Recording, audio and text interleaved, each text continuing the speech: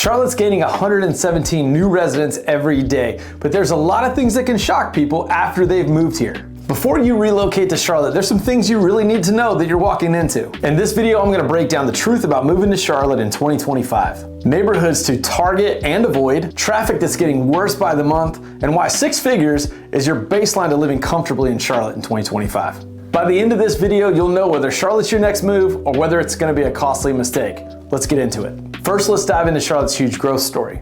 These numbers are going to show you why this city is the South's hottest spot right now.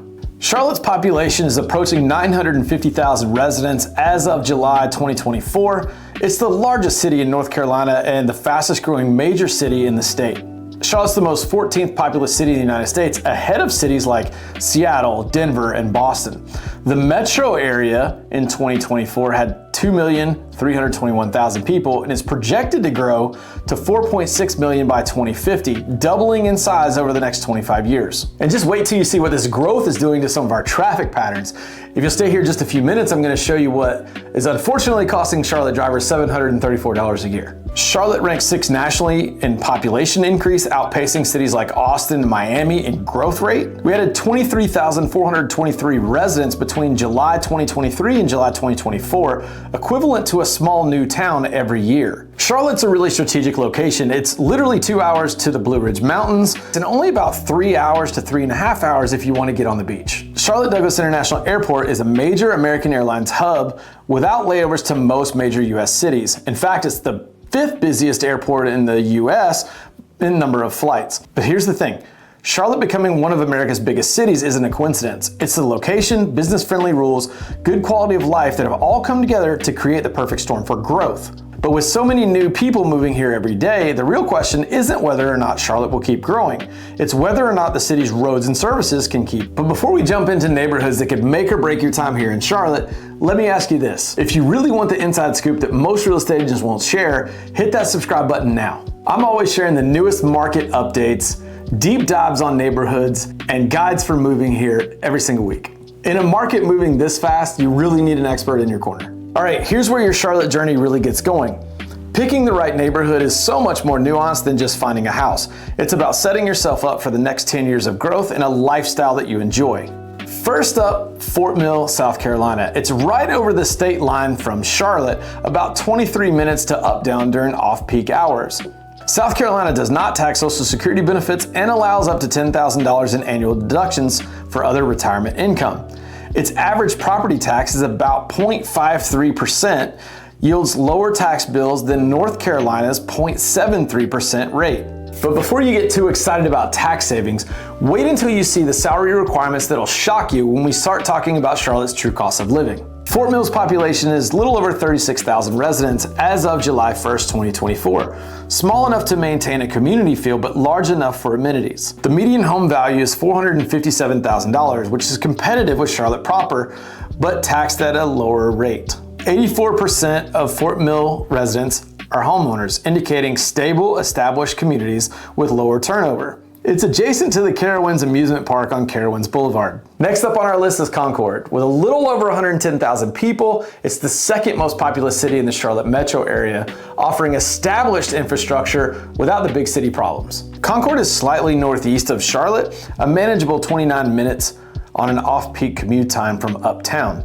It's home to the Charlotte Motor Speedway and Concord Mills, which is North Carolina's largest outlet mall. If you're looking for that historic downtown feel with modern developments, blending preserved character and new construction, Concord would be a great place for you to start looking. Matthews comes in at number 3 on our list. It's 12 miles southeast of Charlotte. It's the closest of the 3, roughly a 20-minute off-peak drive to Uptown. It's got a walkable main street with local businesses and community events, including the Matthews Heritage Museum.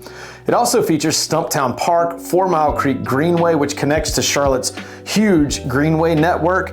And it's also been tapped for a future Lynx Silver Line connection, which will provide light rail service from Uptown to Matthews by the late 2020s. These 3 communities are Charlotte's suburban sweet spot. They're close enough to grab the city's opportunity, but far enough to avoid some of its growing pains. Each gives you something a little bit different. Fort Mill for tax benefits, Concord for more space and value, and Matthews for convenience and future transit options. And now that you know where to live, let's talk about how you're gonna get around, because Charlotte's transportation might surprise you. Charlotte's putting $800 million into fixing its transportation issues, but if you were here right now, it might make you rethink where you wanted to live and commute from. Charlotte Gateway Station is opening in 2026, 2027 with Amtrak service and will connect Charlotte to the rail network for the first time since 1979. The Lynx Blue Line, which is 19.3 miles, 26 stations, and accommodates 23,000 daily passenger trips, connects UNC Charlotte to 485 through Uptown. During normal operation, the train comes every 15 minutes to your stop, and even after hours, every 30-minute intervals after. The Lynx Silver Line has been planned. It's going to be 29 miles and 30 stations, all the way from Matthews in southeast Charlotte to Belmont west of the city. The Red Line commuter rail is 25 miles connecting Uptown to Huntersville and Davidson, and it will serve rapidly growing northern suburbs of Charlotte. Here's the reality about Charlotte traffic. Charlotte ranks 20th in traffic delays, which is worse than cities like Seattle and Denver despite smaller populations. Charlotte loses 41 hours annually, or about $734 per driver, equivalent to more than one full work week stuck in traffic. I-77 is the busiest corridor. It averages 31 miles an hour during rush hour. It's the major north and south artery in Charlotte, which is frequently gridlocked. Infrastructure hasn't kept pace with population growth. Roads designed for much smaller populations are struggling to expand. Charlotte's transportation story is a race against time. The city is spending a lot on light rail and new transit hubs, but it's already so behind and it's having difficulty catching up with Charlotte's explosive growth. But there is an upside to all of this growth and transit headaches. Charlotte's economy is creating jobs and opportunity faster than any other city in the South. Charlotte's economy is a job machine, raking in talent from all over the country. But the competition for those jobs is tougher than you might think. Charlotte's unemployment rate is 3.5%, which is below the national average. That indicates a strong job market with available opportunities. The major sectors are education, healthcare, IT, construction, and banking. Bank of America is headquartered in Charlotte, while Wells Fargo maintains its East Coast hub here, together employing thousands in the financial services sector. But what's wild here is that all of that job growth has created such a housing shortage that it's going to cost you six figures to live here comfortably, and I'll break those numbers down in just a minute. Duke Energy is a Fortune 150 company which has about 4,400 employees, and it's the major utility company which is headquartered at Duke Energy Plaza. The fastest growing employment sector is the tech sector, which has had a 91% growth in recent years. Amazon has just announced a $10 billion project, which will yield about 500 tech jobs by late 2025 and signals a major tech investment in Richmond County, North Carolina, just outside of Charlotte. So Charlotte's job market shows both the good and the bad sides of fast growth. Sure, there's thousands of jobs coming in 2025, but over 100 new people are moving here every day and competing for housing and schools and services. The job opportunities are real, but so is the competition. And since demand is outpacing supply, let me tell you about some huge development projects that are working to tackle Charlotte's growth problem. Check this out. Charlotte's building its future right now with projects that'll change the whole metro area, and some of these developments are bigger than entire towns. First up is the River District. It's the largest master plan development since Ballantyne and the most ambitious project in recent history. It's 1,400 acres between Catawba River and the airport, prime location with water access and transportation connectivity. It's a $6 billion project which represents massive private investment in Charlotte's future. And while we're talking about massive investments, wait until you see how Charlotte's lifestyle and sports scenes stack up against other major metro areas. It might be the deciding factor for you. 5,000 homes, 8 million square feet of office space, 500,000 square feet of retail space, and 1,000 hotel rooms, essentially building a new city within the city. It also has One Planet Living certification, sustainable development meeting strict environmental standards. And it's going to have a Westro phase, which is homes to be expected in late 2025, and the first residents will be able to move in the next few months. Next up is Providence Square. So Providence Square is a $490 million redevelopment in an established South Charlotte area. It's 105 acres in South Charlotte near Providence Road corridor with existing retail and dining. It's got about 762 residential units, a significant addition to housing supply in a high demand area. It's being financed in part with $19 million in tax increment grants where the city is providing financial incentive to develop. Next up on our list is the Iron District. It's 55 acres off West Moorhead, transforming a major industrial area into modern mixed-use community. This development features 500 residential units, 100,000 square feet of retail, 150,000 square feet of office space, and a 150-room hotel. Complete live, work, and play environment. It sits along the future Silver Line route. Residents will have direct light rail access uptown into the airport. These developments show Charlotte's big plans to handle fast growth, but they also mean the city's character is changing in a big way. Now let's look at how all this growth is affecting Charlotte's housing market and whether everyday people can afford to live here. Here's the reality check that divides Charlotte dreamers from actual buyers. The housing market has changed, but not in a way that helps regular families. But before I dive into these numbers, keep in mind that they're going to be relative to where you're moving from. If you're moving here from a bigger city, you'll probably think the cost of living is great. But if you're coming from other areas of the South or somewhere that's more rural, you'll probably find life here is pretty expensive. The average median home price in our Charlotte metro area is $385,000 as of March 2025. That's a 2.7% annual increase, steady appreciation, but slower than the pandemic years. That's about $5,000 above the national median. Charlotte is no longer the affordable option that it once was when you compare it to other metros. Depending on what you include in the Charlotte metro area and the source of information that you're looking at, you could anticipate a median home price of somewhere in the high 300s to the mid 400s. Over the last couple years, it's increased about 2.7 to 3% annually, which is definitely a slowdown from those pandemic years. But here's the thing, it requires a family income of about $138,000 for a median priced home, which assumes a 20% down payment and about a 28% debt to income ratio. Charlotte's housing inventory, while it's risen recently, is still about 2.5 months supply, which is well below the 6-month benchmark of a balanced market. Only about 2% of homes are under $150,000, which really has started pricing out starter homes in the Charlotte market. It means they're virtually non-existent. And only 19% of homes sold are under $300,000, which means that everyday American middle-class families are starting to get priced out of our market. Charlotte's housing market shows a city stuck between its affordable past and its expensive future. The numbers are clear. This isn't the budget-friendly option that it was 5 years ago, but if you can afford it, you're not just buying a house, you're joining one of America's fastest-growing success stories. So what do you get for those higher prices? Let's dig into Charlotte's lifestyle and see if those expenses are worth it. Now, this is exciting. Charlotte offers way more in entertainment, sports, and lifestyle than you'd expect for a city of this size. It has amenities that you'd find usually in places twice as big. For professional sports, we have the NFL Carolina Panthers, the NBA's Charlotte Hornets, the MLS's Charlotte FC, and we have AAA baseball downtown in the Charlotte Knights. And if hockey's your thing, the Carolina Hurricanes are about 2.5 hours away in Raleigh. Moving on to culture and recreation, the Charlotte Symphony, Opera Carolina, and Charlotte Ballet have world-class performing arts and state-of-the-art venues. Belk Theater and Night Theater offer premium entertainment venues hosting Broadway shows and major concerts.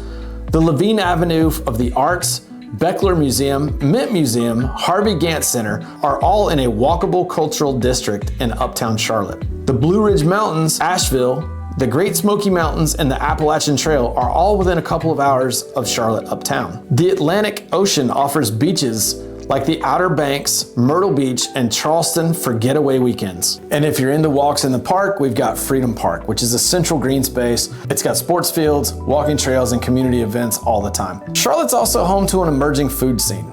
James Beard nominees, nationally recognized chefs, Southern cuisine, all meeting international flavors. Charlotte's lifestyle is really impressive for a city of its size. You get major sports, top arts, mountain trips, beach access, everything within a few hours.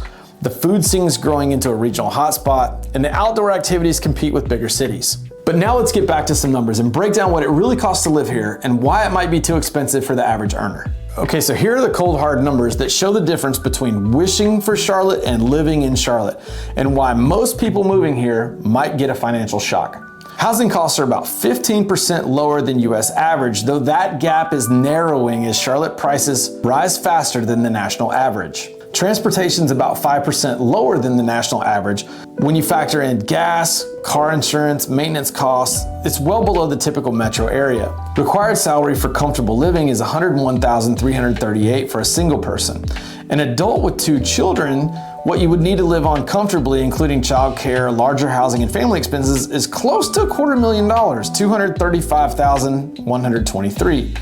Charlotte's average salary is $68,597. That's a significant gap between what's needed and what most people earn. With a median home price of $441,000, and of course that varies from neighborhood to neighborhood and suburb to suburb, but the reality is that add that into $210 a month in energy costs, thank you Duke Energy, it factors in. These numbers really show how Charlotte has changed from an affordable southern city into a more pricey regional metro area. It's still a little bit below the national average, but that gap is closing fast and you'll need a good salary to live comfortably. Without going into the price of milk and eggs, our food costs are relatively in line with the rest of the country. With all these numbers laid out, let's see if Charlotte's the right city for you. After all the data, forecasts, and hype, here's the real truth about who comes out ahead and who comes out behind in Charlotte's growth story. Charlotte's got some major advantages. First of all, it's an economic opportunity. It's got finance, it's got expanding tech and healthcare. It's a diversified economy that's less vulnerable to single industry downturns. Charlotte's going to produce thousands of new jobs in 2025. In fact, more job growth than most comparable metros create in multiple years. It's a strategic location. It's an airport hub. It's got amazing interstate access. It's got proximity to the mountains and the coast. It's a rare combination of business connectivity and recreational access. Charlotte has a thriving cultural scene. It revolves around our sports teams, the arts, and an emerging food scene. All big city amenities typically found in much larger and more expensive metro areas. Another thing that we hear a lot is Charlotte has a moderate climate, 4 distinct seasons without extreme cold and significant hurricane risks. But Charlotte also has its challenges. It ranks 20 in traffic nationally. With almost 41 hours lost annually, the quality of life issues that impact daily stress and time management are real. Charlotte's housing affordability challenges are real, with middle-class families and young professionals consistently being priced out of the market. And the rapid growth of over 100 daily residents added to the metro area strains infrastructure, schools, roads, and services just to keep pace. But here's who the best fit for Charlotte is. A finance or tech professional that's seeking career advancements. They're looking for major corporate headquarters and offer career promotional paths. It's great for families who want amenities and growth opportunities, excellent schools and activities without the costs that are associated with California or the Northeast. And for those who are 55 and older, seeking refuge from those northern states who are looking for milder winters than their home states, but they're not as far as Florida. And our outdoor enthusiasts who are wanting access to the mountains and the coasts and the rivers and the lakes and the forests and the greenways. There's weekend adventures for everybody here. Charlotte's growth will create some big wins for some and some real challenges for others. If you're chasing strong job prospects in finance or tech, or you want access to diverse cultural and outdoor options, or maybe you're seeking moderate climate without the extremes, Charlotte can be a smart move. But if you value affordable housing, smooth commutes, or worry about stretched infrastructure, it might test your patience. Here's the thing, Charlotte is a city full of opportunities, but it's also dealing with big problems like crowded streets and higher costs of living. But if you're ready for a fast change and you want to invest in a growing southeastern hub, Charlotte has great potential for your career and your lifestyle. It's no longer the cheap southern option. It's becoming a premium place that needs premium resources. If you're thinking about making Charlotte your home, don't try to navigate this tricky market on your own. We work with buyers and sellers all the time. We know which neighborhoods are great and which ones to avoid. We also know how to find a home that wins in this competitive market. Email us at info@jwhitegroup.com to get started today. But don't go just yet. If you found this deep dive helpful, click on the link right here to watch my next video. It's the one YouTube thinks you should watch next. Thanks for watching, and we'll see you next time.